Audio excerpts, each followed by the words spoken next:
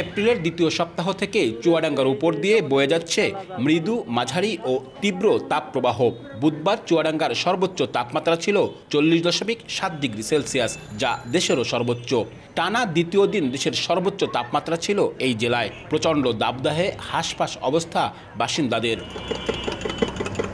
শুধু এবছরই নয়, আবহাওয়া অফিসের তথ্য অনুযায়ী গত বছরও টানা প্রায় 13 দিন সর্বোচ্চ তাপমাত্রা চুয়াডাঙ্গায় রেকর্ড করা হয়েছে। এবারও 40 ডিগ্রি সেলসিয়াস বা এর আশেপাশেই থাকছে তাপমাত্রা। প্রচণ্ড গরমে মানুষ একেবারে স্বস্তি পাচ্ছে না, কোনো কাজকাম করতে পারছে না। চোখ মুখ সব জ্বলে যাচ্ছে, হাতে মুখে পানি দিচ্ছি, বের হয়ে পড়াটা খুবই কঠিন হয়েছে। একদণ্ড ঠান্ডা কোথায় পাওয়া যায়, এই গাছতলায় দাঁড়িয়েও সেভাবে পাচ্ছে না। উত্তাপ এভাবে বেড়ে চলছে। আবার শীতে চুয়াডাঙ্গায় সর্বনিম্ন তাপমাত্রা 6.6 ডিগ্রিতে নেমেছিল, যা ছিল দেশের সর্বনিম্ন। 1, 2, 3 ঢাকায় জমি জিতে নিন 100% ক্যাশব্যাক সহ 20 কোটি টাকার পুরস্কার।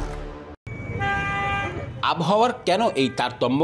আবহাওয়াবিদদের মতে শীত ও গ্রীষ্মে ভূমিকা রাখা মহাদেশীয় বায়ুপ্রবাহের প্রবেশদ্বার চুয়াডাঙ্গা এবং এর কাছাকাছি এলাকাগুলো।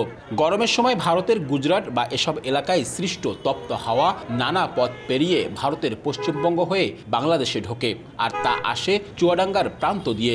উত্তর গোলার্ধ থেকে আসা শীতল বায়ু এই অঞ্চলে সোজা হয়ে ঢুকতে পারে না। শীতের সময় এই উত্তরের হাওয়া বাংলাদেশের উত্তর পশ্চিম অংশ চুয়াডাঙ্গা দিয়ে ঢোকে।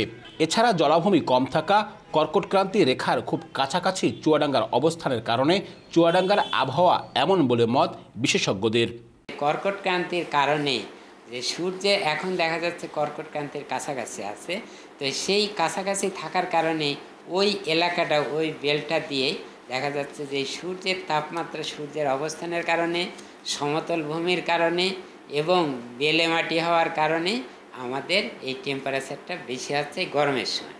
2023 সালের এপ্রিল মাসে চুয়াডাঙ্গায় সর্বোচ্চ তাপমাত্রা রেকর্ড করা হয় 42.8 ডিগ্রি, আর চলতি বছর জানুয়ারিতে চুয়াডাঙ্গায় সর্বনিম্ন তাপমাত্রা রেকর্ড করা হয় 6.6 ডিগ্রি সেলসিয়াস।